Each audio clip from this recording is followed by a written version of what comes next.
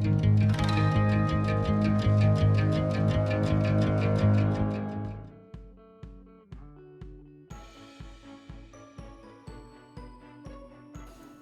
नमस्कार. आपल्याला शिक्षणाबद्दल तत्त्वज्ञांनी तत्त्व सांगितली, संशोधकांनी संशोधन सांगितलं, पण ह्या तत्त्वांचा वापर करणारे आपण पालक, तर आम्हाला अनेक पालक असे भेटतात की हे सगळं तात्विकदृष्ट्या ठीक आहे, पण आम्हाला घरात हे कसं वापरायचं ते आम्हाला सांगा ना, कारण आमच्या पुढं खूप प्रश्न आहेत, खूप अडचणी आहेत.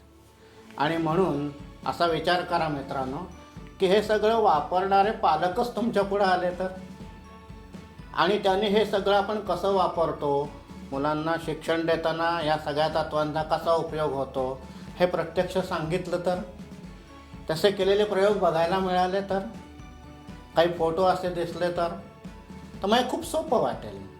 आणि म्हणून आम्ही आपल्या पुढं घेऊन येतो आहोत अशा प्रकारचं सोप्या पद्धतीने मांडणी केलेलं शिक्षणशास्त्र. आपण हे समजून घेऊयात आणि त्याचा आनंद घेऊयात. धन्यवाद.